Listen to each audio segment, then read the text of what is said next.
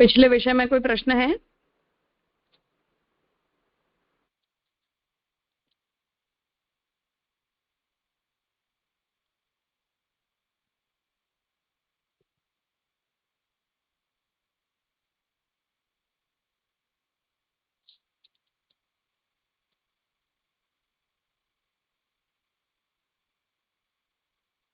ठीक है, तो द्वितीय अध्याय के तृतीय पाद में हमने पिछली बार ये देखा था कि तृतीय पाद का जो उपक्रम है वो जड़ जीव पदार्थों के उत्पत्ति के स्वरूप को लेकर किया गया है। जहाँ किस प्रकार से इनकी उत्पत्ति होती है उस प्रक्रिया के अंदर जो भी संशय हैं उन संशयों का निवारण यहाँ श्री महाप्रभु जी ने भाष्य के द्वारा किया है। तो पहले उसका जो प्रारंभ है वहां हमने ये देखा था कि आकाश और वायु इन दोनों की उत्पत्ति को लेकर पक्षी ने ये कहा कि ये दोनों जो हैं वो उत्पन्न होने वाले पदार्थ नहीं है, इसलिए इन्हें हमें किसी अन्य प्रकार से व्याख्यायित करना चाहिए। जिस पर हमने ये निर्णय देखा कि महाप्रभु जी ने ये कहा कि इस विषय में कोई शंका नहीं है, ये दोनों ही प्राकृत पदार्थ हैं इसलिए जन्य है। और मुख्य और गौणा वृत्ति से किस तरह से इनकी हम परिभाषा करें इस विषय में भी जो संशय था वहां भी महाप्रभु जी ने अपना जो मत है उसे स्पष्ट किया कि नहीं, आकाश की उत्पत्ति जो होती है और जैसे आकाश की उत्पत्ति होती है उसी तरह वायु की उत्पत्ति संबंधी जो भी वाक्य हैं उनका भी तदनुसार हमें निर्णय कर लेना चाहिए।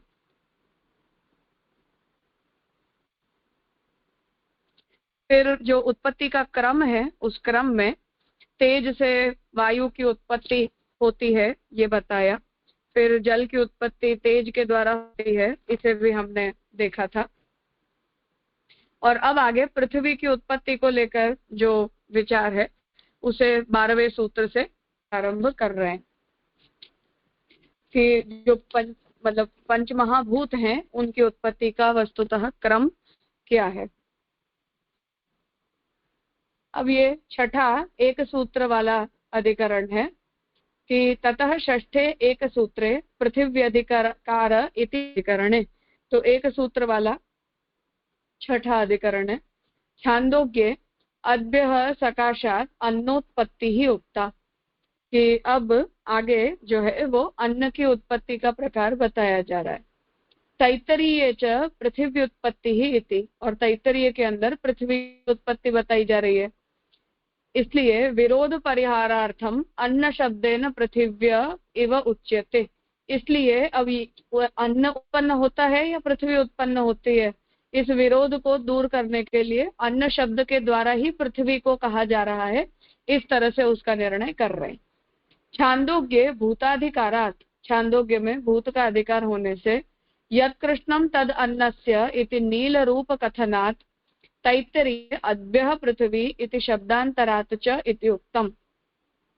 तो छांदोग्य में भूताधिकार मतलब जहाँ पंच महाभूतों की उत्पत्ति का वर्णन आ रहा है वहां जो कुछ भी कृष्ण है वो सब कुछ अन्न है, इस तरह नील रूप को बताते हुए तैत्तरीय श्रुति के अंदर जल से पृथ्वी की उत्पत्ति का जो क्रम है वो शब्दांतर से कहा गया है। मतलब अन्न शब्द का जो उपयोग है वो तात्पर्य ये है कि अन्न शब्द का उपयोग पृथ्वी के लिए किया जा रहा है, इसलिए जहां अन्न की उत्पत्ति का वर्णन है वहां अन्न शब्द से हमें पृथ्वी अर्थ समझ लेना चाहिए।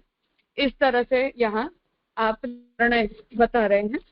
अब आगे महाप्रभु जी भाष्य में कर रहे हैं कि पृथिव्याधिकार रूप शब्दांतरेभ्यः, पृथ्वी का ही वर्णन किया जा रहा है अन्य शब्द के द्वारा, ये सूत्र का तात्पर्य। उन जलों ने विचार किया अनेक रूपों में उत्पन्न हो, उन्होंने अन्न की सृष्टि की। तो यहाँ श्रुति का वचन बता रहे कि जो जल उत्पन्न हुआ है, तो पिछले सूत्र तक हम जल की उत्पत्ति के प्रकार आए, तो जो जल हैं उन लोगों ने अनेक रूपों में उत्पन्न होने की इच्छा की और जल में से अन्न की उत्पत्ति हुई। इत्यादि में संदेह होता है कि यहाँ अन्न शब्द व्रीहि आदि धान्य का वाची है या पृथ्वी का। तो अन्न जो शब्द है उस अन्न शब्द की अन्न शब्द का जो तात्पर्य है वो अन्न शब्द का तात्पर्य गेहूं वगैरह जैसे अन्न के अंदर समझना है या पृथ्वी के संदर्भ में लेना है। यदि कहें कि संदेह की क्या आवश्यकता है, पहले की तरह उपजीव्य श्रुति की बलवत्ता से ही निर्णय कर लो तो नहीं बनता। तो अब कोई अगर ये कहे कि इन वाक्यों में संदेह की जरूरत ही क्या है, क्योंकि पहले भी हमने जैसे श्रुति के अंदर बलवत्ता का निर्णय किया कि कोई एक श्रुति को हम ज्यादा इंपॉर्टेंस दें और दूसरी श्रुति को हम गौण श्रुति मान लें, उस तरह से निर्णय कर लो। तो कहते हैं कि ऐसा नहीं किया जा सकता है, क्योंकि जलों से पृथ्वी, पृथ्वी से औषधियां, औषधियों से अन्न हुआ, ऐसा उसमें आगे स्पष्ट उल्लेख है। तो कह रहे हैं कि ऐसा हम इसलिए नहीं कर सकते क्योंकि अन्न की उत्पत्ति के क्रम को लेकर आगे भी दूसरी बात कही गई है। इसके अनुसार तो यही निर्णय होता है कि पृथ्वी और औषधियों की सृष्टि कर जल अन्न की सृष्टि करते हैं। तो अब ये जो श्रुति वचन है उससे ये समझ में आता है कि पहले जो है वो जल में से पृथ्वी उत्पन्न होती है, पृथ्वी में से औषधियां होती हैं और फिर औषधियों में से अन्न की उत्पत्ति होती है। क्या अन्न शब्द से पृथ्वी भी संभव है? पृथ्वी और औषधियों की सृष्टि के बाद ही अन्न की सृष्टि हुई, ऐसा ही समझ में आता है। तो एक पक्ष इसमें ये आ रहा है कि क्या अन्न शब्द से हम पृथ्वी अर्थ ले लें, क्योंकि दूसरा वचन ये कह रहा है कि पृथ्वी और औषधियों के बनने के बाद ही अन्न पैदा हुआ। इसलिए एक वाक्य में जहां अन्न की उत्पत्ति जल से बताई जा रही है, वहां अन्न में से सीधा जल में से सीधा अन्न प्रकट हुआ है ऐसा हम न कहें, पर जल में से पहले पृथ्वी हुई, फिर पृथ्वी में से औषधियां हुई और उसके बाद फिर औषधियों में से जो है वो अन्न हुआ। इसी तरह का क्रम है। इसलिए जहां पहले डायरेक्टली अन्न की उत्पत्ति बताई गई है, क्या हमें वहां उस अन्न शब्द का मतलब पृथ्वी में ले लेना चाहिए? तो उसे कह रहे हैं कि ये अनुमान ठीक नहीं है। ऐसा मानने से छांदोग्य से भेद होगा, छांदोग्य के अनुसार ही अर्थ करना चाहिए। तो फिर यही समस्या हो रही है कि दो अलग अलग श्रुति वचन दो अलग अलग श्रुतियों में मिल रहे हैं और दो अलग अलग श्रुतियों के अंदर हमें जो है वो ये भिन्न भिन्न वचन प्राप्त हो रहे हैं और उन दो वचनों में उत्पत्ति का क्रम अलग अलग बताया जा रहा है। इसलिए ये बात ठीक नहीं है। तो छांदोग्य श्रुति के अनुसार हमें कर लेना चाहिए। उसमें महाभूतों की सृष्टि का ही केवल उल्लेख है।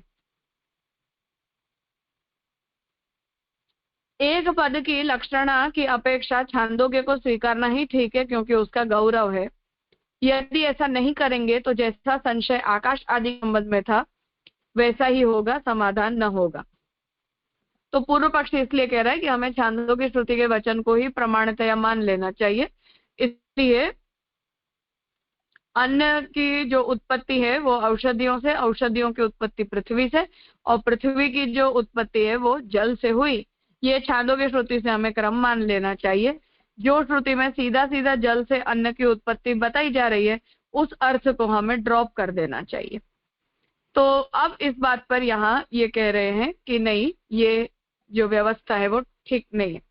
तो पूर्व पक्षी ये कहना चाह रहे हैं कि हम छांदोग्य को ज्यादा बलवत्ती मानकर उसके अनुसार निर्णय कर लेंगे तो ठीक होगा, अन्य श्रुति वचनों को हम गौण कर दें, वरना जैसे आकाश के बारे में संदेह हो रहा था ऐसा यहाँ भी हो जाएगा।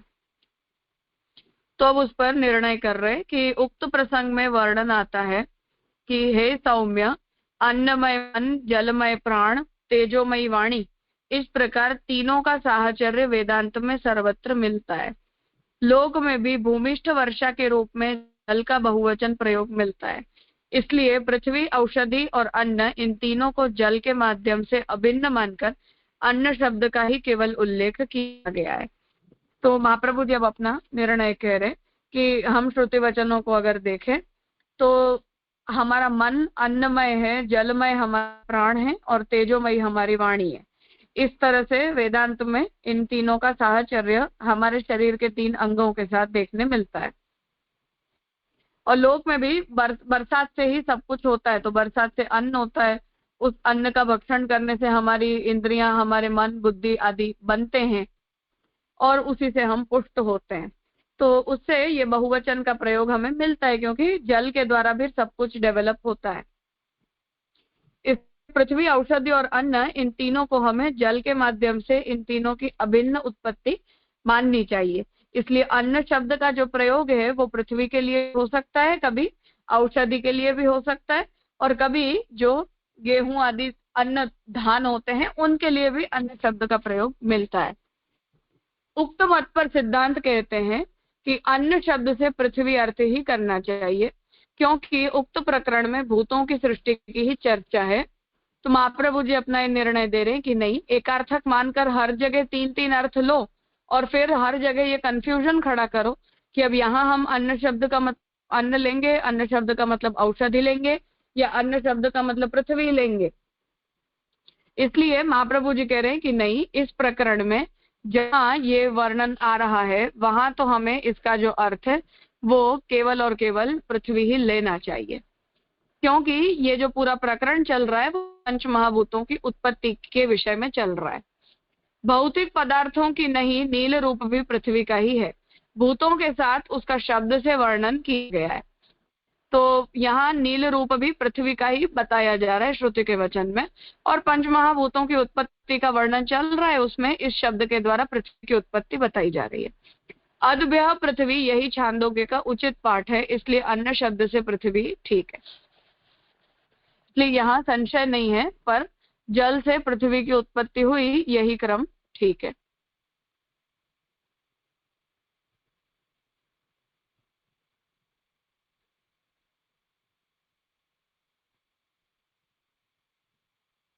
कुछ पूछना है?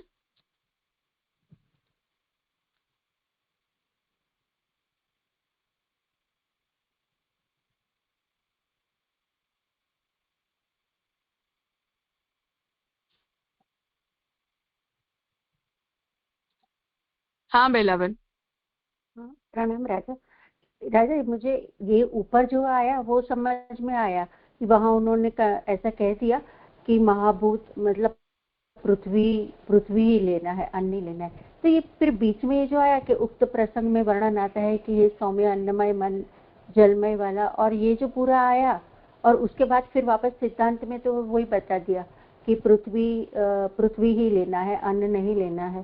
तो फिर ये बीच में ये जो आया वो भी पूर्व पक्षी ही बता रहे हैं।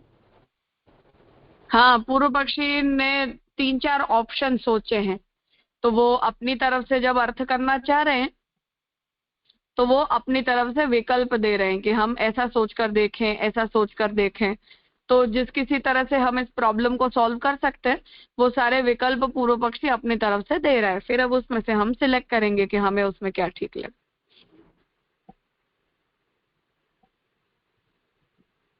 हाँ जी राजा। और वो जो विषय है मतलब श्रुति है वो तो पृथ्वी भी कहती है और अन्न भी कहती है, ऐसा समझने का है, दोनों ही बात करती है। नहीं, महाप्रभु जी हर श्रुति के विषय में नहीं कह रहे, पर ये यहाँ के लिए जो संशय वाक्य है ना, उस संशय वाक्य का ये निर्णय दे रहे कि यहाँ तो इस वाक्य में अन्न का मतलब केवल पृथ्वी है और कुछ नहीं है।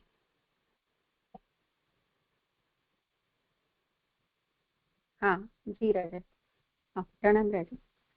और राजा हाँ। मुझे एक ये बात पूछनी थी कि यहाँ जो जल में से जो आगे वाला जो सूत्र आया ना कि जल तेज से हुआ और फिर जल में से फिर पृथ्वी का फिर बाद में बात आती है, तो ये ऐसे अपने लॉजिकली किस तरह से जल तेज से हुआ ये समझ में नहीं आता है कि लाइक श्रुति में कह दिया है, और पर हम अगर साइंस से बात करें तो ये समझ में नहीं आता है कि ये इस तरह से महाभूतों की जो उत्पत्ति का वर्णन आता है श्रुतियों में तो किस तरह से कहते हैं वो समझ में नहीं आता है। नहीं, ये तो महाश्रुति के भाष्य में यद्यपि इस विषय की स्पष्टता की गई है।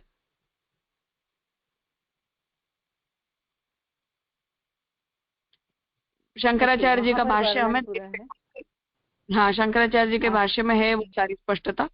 पर ये तो जैसे हम सर्ग लीला के अंदर देखते हैं ना, उस तरह ये तो सर्ग लीला के अंदर किया गया पक्ष है। यहाँ ये जो पंच महाभूत हैं वो अभी तक एक दूसरे से विभक्त नहीं हो गए हैं, इसलिए उन्होंने अभी तक अपने स्वतंत्र स्वरूप को धारण नहीं किया है।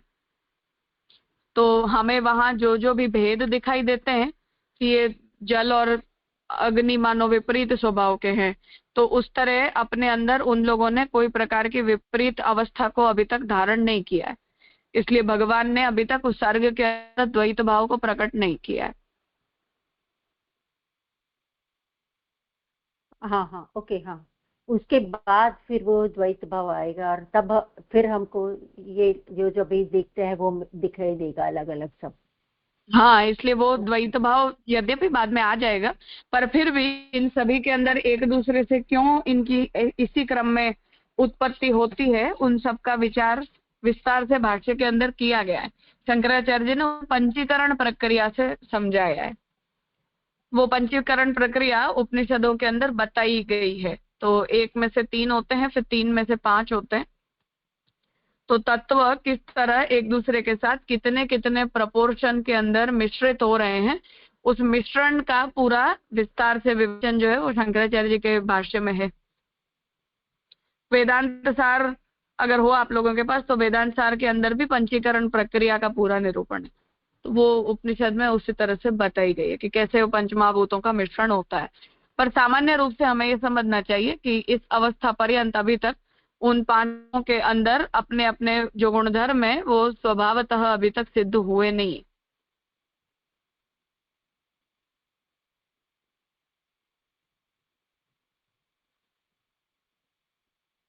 हाँ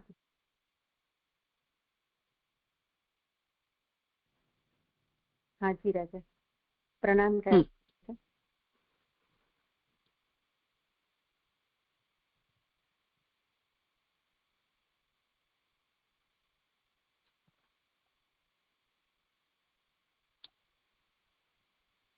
हाँ प्रीतिबेन।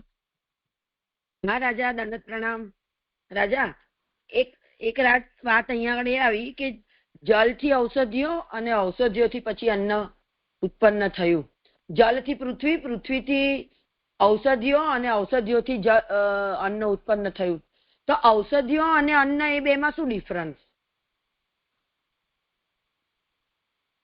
अन्न मतलब हम जो अन्न खाते हैं वो अन्न, और औषधि मतलब कि जो वनस्पतियां दवाइयों को के रूप में रहित की जाती है वो।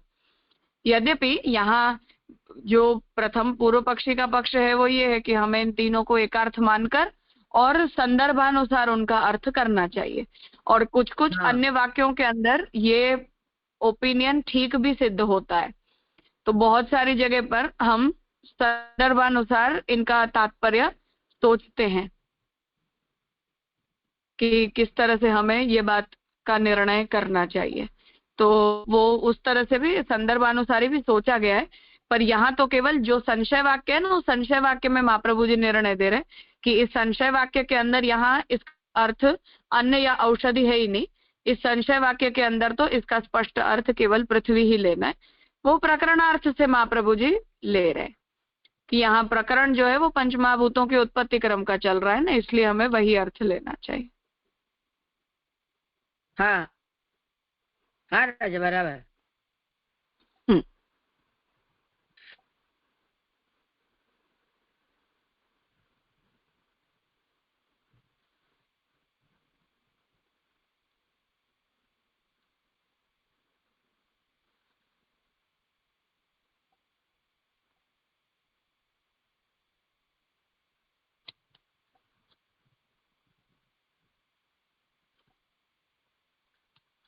हाँ हितेन भाई।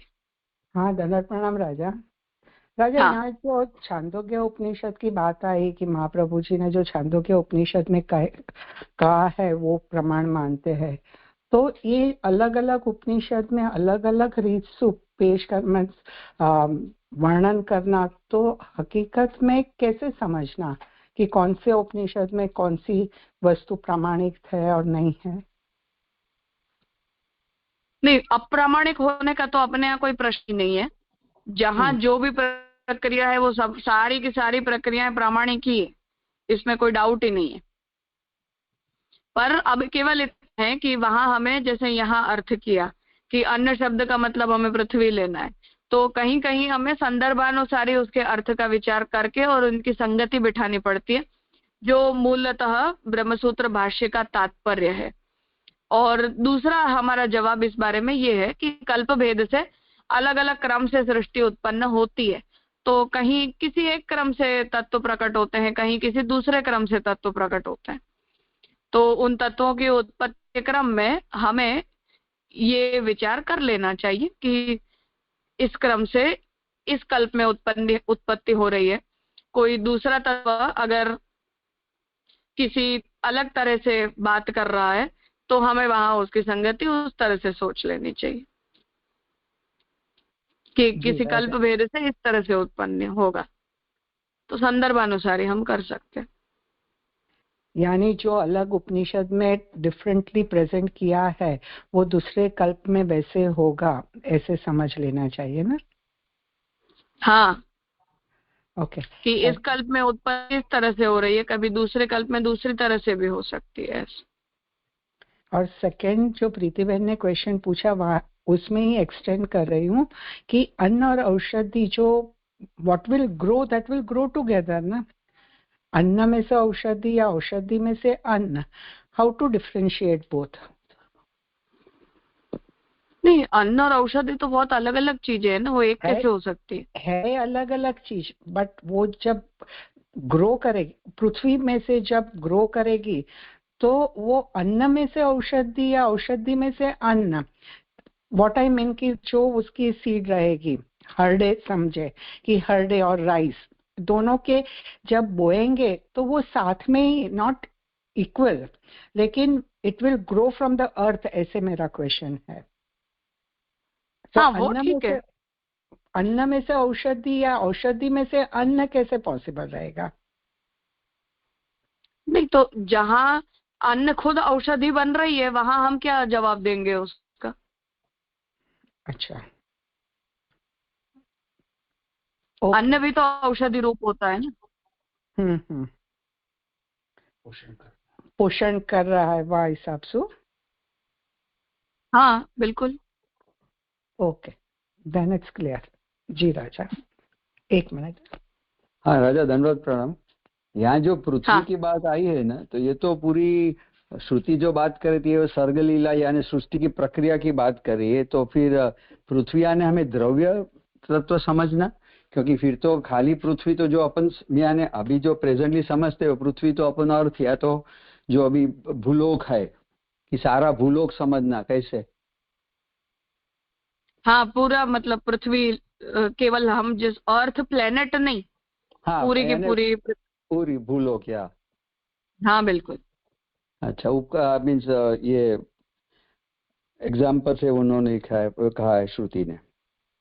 हाँ, और ये पंचीकरण में राजा जो, क्योंकि सभी तत्व तो व्यापक है पृथ्वी को छोड़ के, ऐसा मैं समझ रहा हूँ, जैसे जल है और तेज और वायु आकाश वगैरह, तो उसमें फिर ये प्रपोर्शन कैसे रहता होगा? यानी इक्वल प्रपोर्शन तो संभव नहीं है। तो नहीं, इक्वल प्रपोर्शन नहीं होता है। नहीं होता है ना। हाँ, नहीं, यहाँ मतलब कि हमें किस तत्व को बनाना है। जैसे हमारा शरीर बनता है तो शरीर बनेगा तो पृथ्वी तत्व का उसके अंदर मेजॉरिटी है, मतलब प्रपोर्शन ज्यादा है। जल वायु आकाश ये तीनों कंपैरेटिवली कम प्रपोर्शन में बनेंगे। बराबर। दूसरी वस्तु का हम निर्माण करेंगे, जैसे ये अमीबा वगैरह होते हैं, तो उनमें पार्थिवता एक सेल की है, बाकी केवल पानी होता है, तो जल तत्व का ज्यादा प्रपोर्शन है। तो जिस वस्तु का निर्माण होगा उस वस्तु के अनुरूप उसमें पंचीकरण होता जाता है। हाँ, तो स्थूल जैसे जैसे बनते हैं तो जितनी स्थूलता प्राप्त करता है उतना पार्थिव तत्व का प्रपोर्शन बढ़ जाता है। जितनी स्थूलता कम होती है उसमें वायु और आकाश तत्व का प्रपोर्शन ज्यादा होता है। ऐसे वो पूरी पंचीकरण की प्रक्रिया बताई। जी राजा। पर जैसे वायु के अंदर के कण के रूप में रहते हैं ना, जैसे बादल है, अब बादल घनीभूत हो गए तो बादल के अंदर वैसे पानी होता है, पर डस्ट पार्टिकल्स हैं तो डस्ट पार्टिकल्स तो पार्थिव तत्व होंगे ना। सच्ची बात। उतने ज्यादा डेंस नहीं हो जाते हैं, इसलिए वो द्रव्य का स्वरूप धारण नहीं करता है, पर पानी का प्रपोर्शन उसमें ज्यादा रहता है। फिर वो डस्ट घनीभूत नहीं होती है, इसलिए बरसात के साथ साथ वो डस्ट भी आकर और वो बादल नष्ट हो जाता है, फैल जाता है मतलब। तो ऐसे वो पूरी उपनिषद के अंदर उत्पत्ति के क्रम में पंचीकरण की प्रक्रिया बताई है। वो पंचीकरण एग्जैक्टली उस तरह से नहीं, पर अपनी कपिल गीता के अंदर भी कुछ प्रमाण में बताया गया है। सच्ची बात है, ठीक है। जब वो प्रॉब्लम, सब लोग तत्व जाकर भगवान से कहते हैं ना कि हम एक दूसरे के साथ मिश्रित नहीं हो पा रहे हैं, तो फिर भगवान आत्म रूप से उन सभी तत्वों के अंदर प्रविष्ट होते हैं और फिर आत्म रूप से अंतर्यामी जैसे हमारे अंदर आता है, फिर आत्म रूप से भगवान प्रविष्ट होके और उन सभी जो पांचों के पांचों तत्व हैं उन सबका एक दूसरे के साथ मिश्रण हो पाता है और फिर वो उनके अंदर वो चेतन शक्ति दृढ़ होती है भगवान के प्रवेश से, क्योंकि जड़ है ना बाकी पांचों, तो चेतन शक्ति के प्रवेश से वो सब एक दूसरे के साथ मिश्रित होते हैं। वहां गीता, कपिल गीता के अंदर वो बात ड्रॉप कर दी गई है। फिर वो आगे जाके मिश्रित किस प्रमाण से होते हैं उसका विवेचन विस्तार से कपिल गीता में नहीं किया गया है, पर फिर शंकराचार्य जी ने अपने भाष्य के अंदर छांदोग्य और बृहदारण्य के भाष्य में वो पंचीकरण प्रक्रिया को बहुत विस्तार से बताया है कि कैसे एक एक वस्तु के अंदर वो पंचीकरण की प्रक्रिया होते होते और सृष्टि इतनी स्थूलता को प्राप्त करके। और राजा जो साइंस मैटर एंड एनर्जी जो कहता है, तो यानी mean suppose we are parallelly corollary हमें समझनी है, तो मैटर में पूरा हम पंच महाभूति ले लेंगे ना? हाँ, सब ले लेंगे। हाँ बिल्कुल जी जी राजा, जी राजा, क्लियर राजा। ये कैसे होता है कि हाँ। ये पृथ्वी भी जैसे पहाड़ बनते हैं तो लावा रस में से बनते हैं, अब जब तक वो लावा है तब तक वो द्रव्य घनीभूत नहीं हुआ है, तो लावा के अंदर तेज तत्व होता है, जल तत्व होता है, वायु आकाश चारों हैं, और जो पार्थिव जड़ तत्व है मतलब पृथ्वी का जो तत्व है वो अभी तक घनीभूत नहीं होता है, तो लावा रस तो बहता है, फिर वो कैसे पत्थर बन जाता है, तो उसमें वो पंचीकरण की प्रक्रिया में पृथ्वी का तत्व डेंस हो गया और बाकी सब तत्वों को उसने कम कर दिया। ऐसे पृथ्वी भी तो ऐसे मतलब जो भी हमारे लोक हैं वो सब लोक भी उसी तरह बने हैं ना, तो जब तक पूरा पृथ्वी के ऊपर समुद्र था तो पार्थिव तत्व घनीभूत ही नहीं हुआ है अभी तक, फिर धीरे धीरे जाकर घनीभूत होता है। तो उस तरह से सृष्टि जब उत्पन्न हो जाती है तो उन तत्वों को भगवान खुला छोड़ देते हैं कि अब तुम एक दूसरे के साथ मिश्रित होकर और सब कुछ बनाओ, तो फिर वो सब धीरे धीरे अपने सब कुछ बनाते। सच्ची बात है, उपनिषद ये देख सकता है, उपनिषद का ऋषि ये देख सकता है।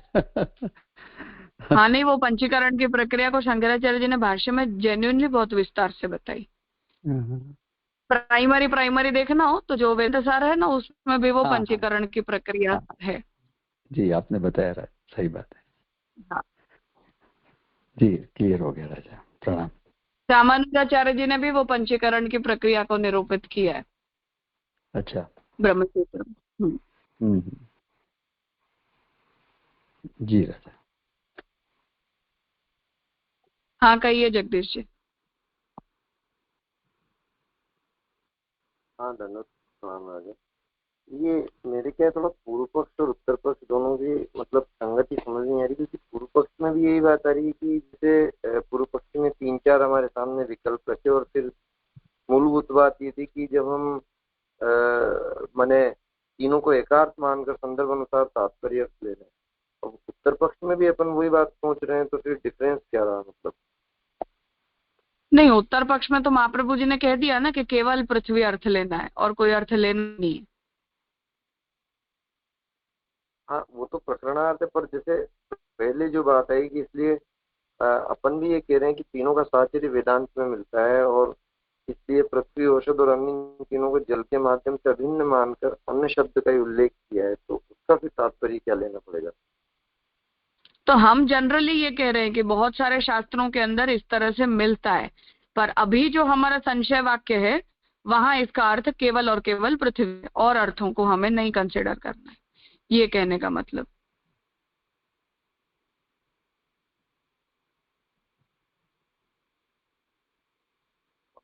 मतलब बात ये है कि यहाँ तो हम प्रकरणार्थ के हिसाब से अर्थ कर रहे हैं, वो बात तो स्पष्ट है, पर फिर डिसीजन मतलब ओवरऑल देखें तो फिर क्या हम भी वो बात तो एक्सेप्ट कर रहे हैं कि जैसे हाँ कर रहे हैं ना वो।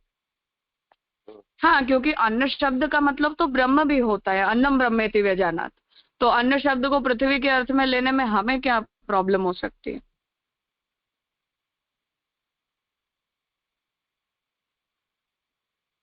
हाँ जी, अब थोड़ा बात स्पष्ट हो गई। और दूसरा ये जैसे आपने बताया ना कि अ, ये मतलब उत्तर पक्ष में जो बात आई ना कि जो छांदोग्य से आर्ग्यूमेंट उठाई गई थी वहाँ पूर्व पक्ष में तो वो आर्ग्यूमेंट जैसे वहाँ ये थी कि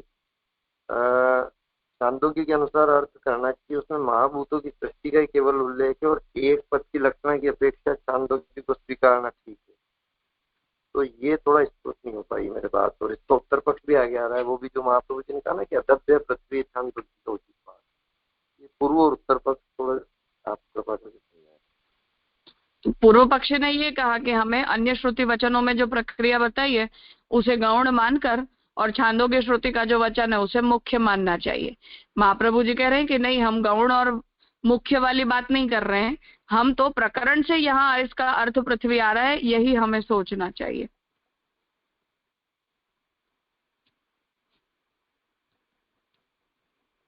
इसमें जैसे ये जो जो महाप्रभु जी ने बात की अदभ्य है पृथ्वी छांदोग्य का उचित पाठ है, तो इसका आशय क्या हुआ? मतलब आशय ये हुआ कि जिस संशय वाक्य के बारे में यहाँ चर्चा हो रही है, इस वाक्य का अर्थ केवल और केवल पृथ्वी है, इसमें यहाँ और कोई अर्थ नहीं है।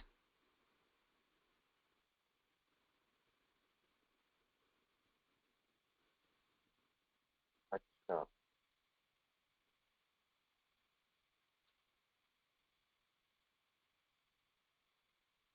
जैसे बात ये कही महाप्रभु जी ने कि भौतिक पदार्थों की नहीं, नील रूप भी पृथ्वी का ही है और भूतों के साथ शब्द से उसका वर्णन किया गया है। ये पंक्ति मतलब अपने उत्तर पक्ष मतलब कि श्रुति वचन में यहाँ अनेक शब्दों के अंदर अनेक अर्थ होते ही हैं, ये बहुत सामान्य सी बात है श्रुति के लिए। प्रथमाध्याय से हम देखते आ रहे हैं तो ब्रह्म शब्द के लिए भी कितने सारे शब्दों का प्रयोग होता है, तो बहुत सारे शब्द बहुत से अर्थों में यूज होते हैं। तो श्रुति के लिए ये कोई नई बात नहीं है। हमारी यह समस्या है कि हमें हर शब्द नहीं समझ में आता है, इसलिए हमें कंफ्यूजन हो जाता है कि यहाँ श्रुति क्या कहना चाह रही है। इसलिए उसका निर्णय दिया जा रहा है कि इस वचन में इसका तात्पर्य हमें ये समझना चाहिए। तो यहाँ उस विषय में स्पष्ट कर रहे हैं कि यहाँ हमें इसका मतलब जो है वो केवल पृथ्वी ही समझना है। अन्य शब्द का यहाँ न औषधि अर्थ है न अन्य शब्द है, केवल और केवल पृथ्वी अर्थ है, ऐसा हम निर्णय कर रहे हैं। हाँ जी बिल्कुल स्फुट हो गया। और जैसे जो पंचीकरण की प्रक्रिया की जो चर्चा चली, उसमें रामानुज जो पंचीकरण मान रहे हैं और हम जो पंचीकरण मान रहे हैं उसको कोई भेद है? जैसे हम मान रहे हैं कि वो 50 और फिर उसमें सब जैसे 12.5 सारे, तो पता नहीं मतलब अपन मान रहे हैं रामानुज मेरा कहीं पढ़ा था पता नहीं, तो उसमें अपना और उनके पंचीकरण में क्या डिफरेंस है? पंचीकरण की प्रक्रिया में किसी के, हमें शंकराचार्य जी के साथ भी कोई विवाद नहीं है, किसी के साथ ही कोई विवाद नहीं है।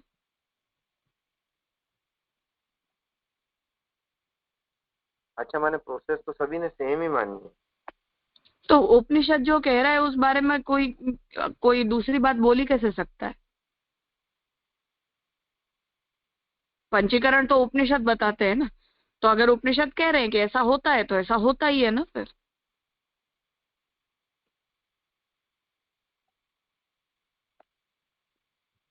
जी क्लियर हो। अब वो मिथ्या होता है कि सत्य होता है, ये सब अलग बातें हैं। कि शंकराचार्य जी कह देंगे मिथ्या है ये सब, हम कहेंगे नहीं सत्य है, वो एक अलग प्रॉब्लम है। पर जो प्रोसेस होती है वो होती है, इस बारे में कोई शंका नहीं।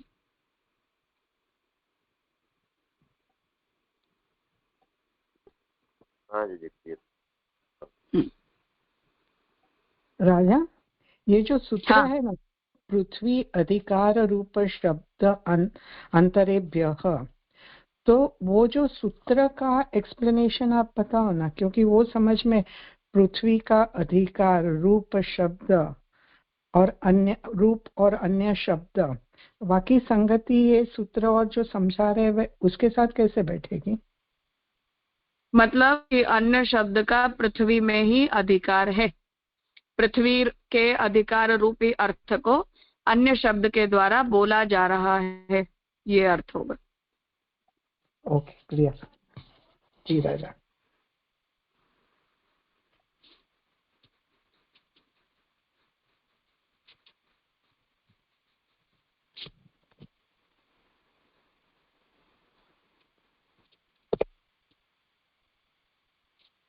ठीक है,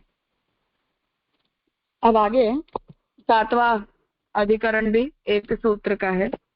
तद अविद्यानाद एव इति अधिकरणे आकाश भावापन्नात् परमेश्वर अद्वयोः उत्पत्तिः एवं वायवादि भावापन्नाद अग्रे तेज आदीनां ज्ञेया सर्वकर्तृत्वस्य ब्रह्मलिंगत्वाद इति उक्तम।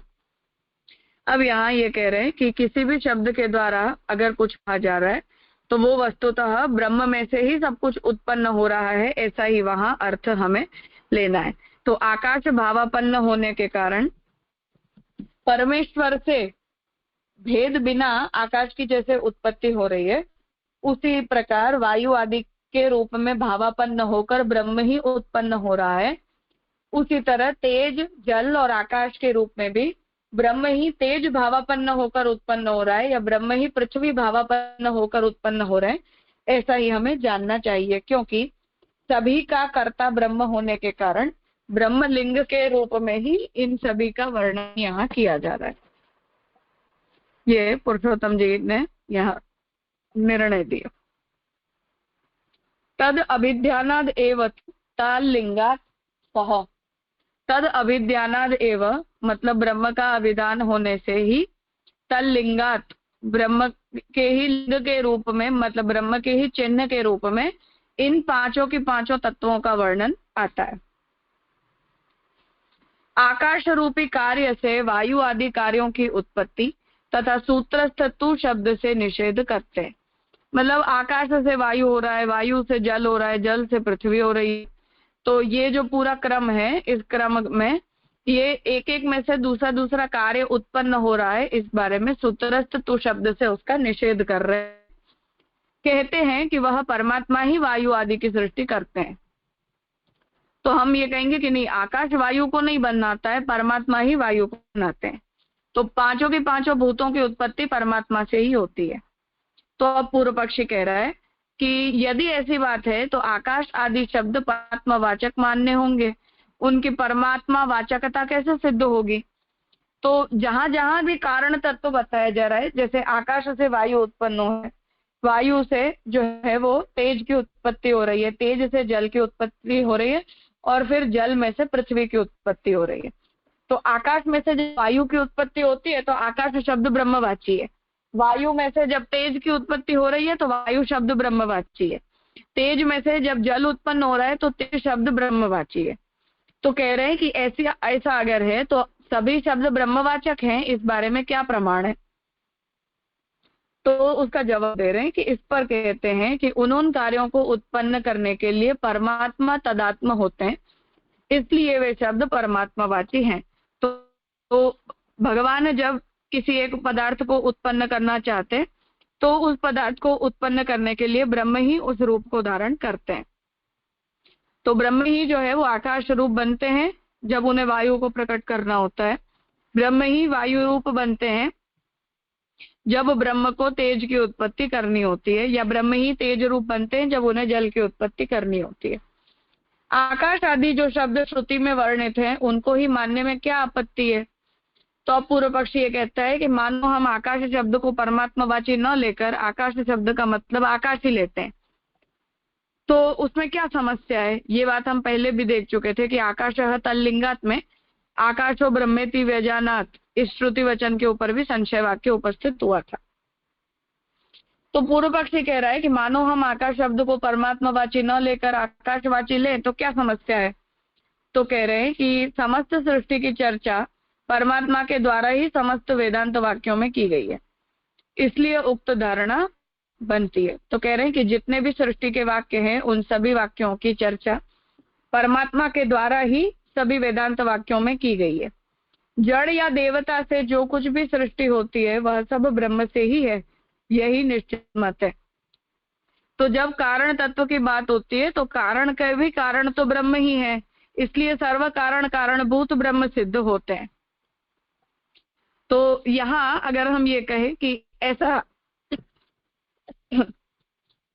कि आकाश की जो उत्पत्ति है वो हुई, तब हमें यही समझना चाहिए कि ब्रह्म ही आकाश रूप हो गए।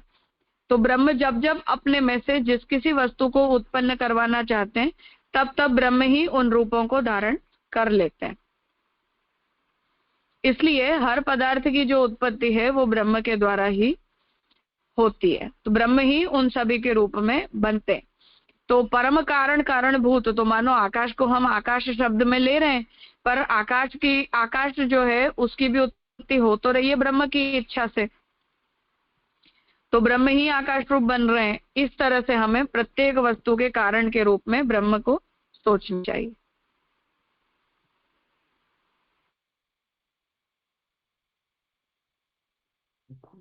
राजा ये शंका तो शंकर मत नहीं कर सकते है ना, क्योंकि वो नहीं, वो ब्रह्म लोग नहीं को कर ही सकते। वो नहीं कर सकते ना। हाँ जी। हाँ,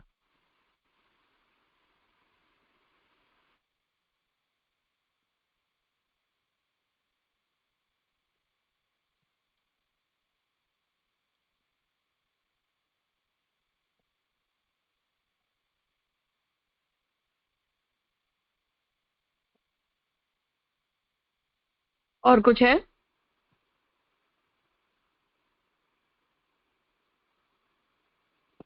जी जी, जैसे यहाँ इसमें कहा ना कि जो समस्त सृष्टि की चर्चा परमात्मा के द्वारा ही समस्त वेदांत वाक्यों में की गई है, इसका मतलब क्या है?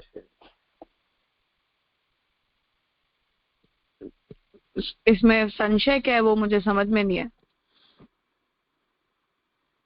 संशय ये था, जैसे जो बात आई कि जो पूर्व पक्षी ने कहा कि मतलब श्रुति जैसे आकाश कह रही तो आकाश को मानने में क्या आपत्ति है, तो उत्तर पक्ष ये दिया गया कि भाई सारे वेदांत वाक्यों में परमात्मा के द्वारा, मतलब सृष्टि की चर्चा परमात्मा के द्वारा ही सारे वेदांत वाक्यों में की गई। पंक्ति का क्या आशय आया उस पूर्व पक्ष के रेफरेंस? मतलब कि हर वस्तु का कारण ब्रह्म को ही बताया गया है, इसलिए जो कुछ भी उत्पन्न होता है वो ब्रह्म से ही उत्पन्न होता है।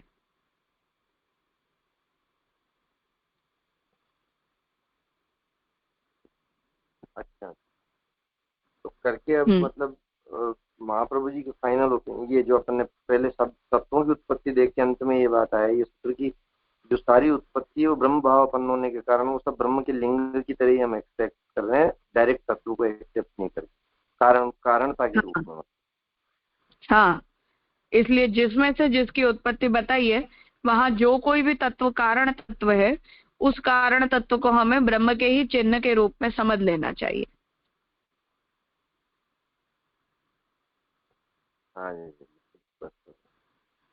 ये जैसे पैटर्न तो बिल्कुल वैसा ही जैसे अपन ने कपिल गीता में मतलब देखा है कि वहां भी वो उसी प्रकार से, जैसे सबसे पहले महाप्रभु जी ने सर्वनिर्णय में स्पष्ट किया कि जो मतलब कारण जो तत्व है वो तो ब्रह्म ही है यहाँ, और फिर उसके बाद में वो सारी अलग अलग बता करके पहले ही वहाँ स्पष्ट कर दिया फ्रेमवर्क। उसी तरह का यहाँ समझे मतलब। हाँ, प्रमेय हरिदेव एकम, वहां से जो बात चालू करी फिर सारे तत्व वहां भी बताए सर्वनिर्णय में, तो वो पहले बता करके फिर सारे तत्वों की उत्पत्ति आई ये बात में। तो उसी तरह से सबसे पहले जैसे प्रमेय वहाँ ब्रह्म है, ऐसे यहाँ लिंग ब्रह्म के ही हैं, सब इस प्रकार से आके आ रहा है। हाँ, हाँ जी विजय।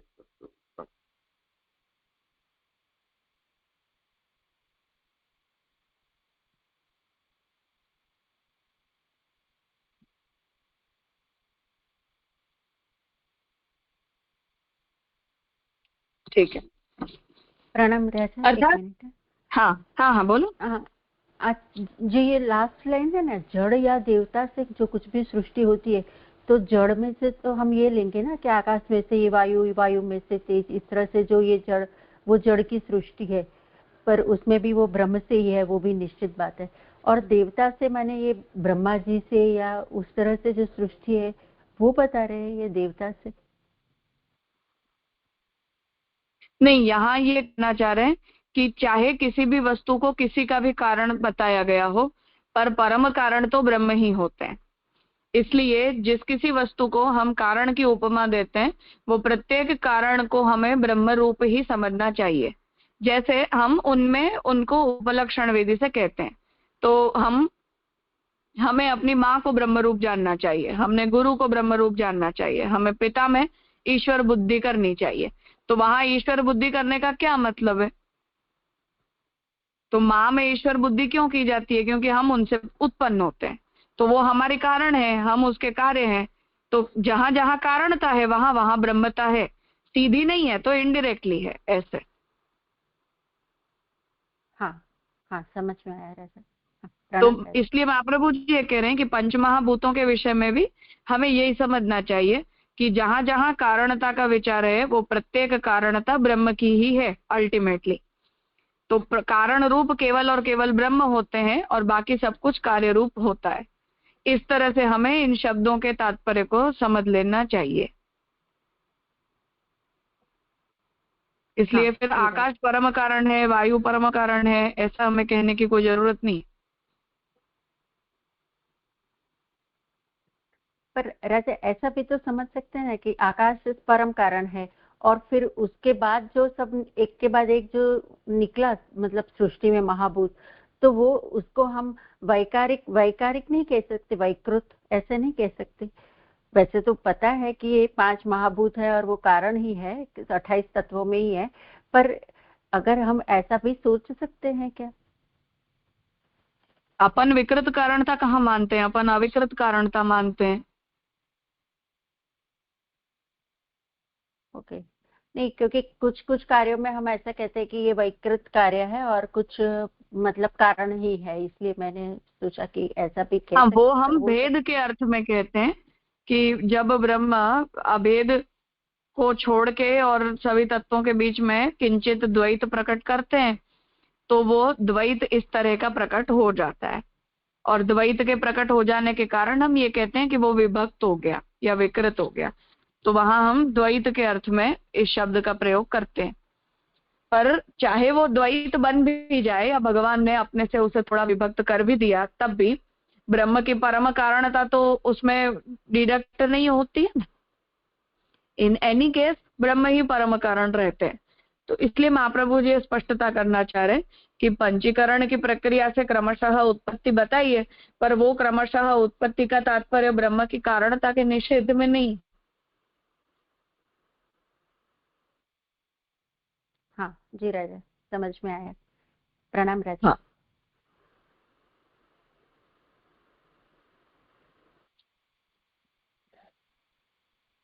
ठीक है। आगे का भी एक सूत्र का अधिकरण कर लेते हैं हम कि ततः अष्टमे एक सूत्रे विपर्ययेण इति अधिकरणे प्रसंगात प्रलय प्रकारो विचारितः।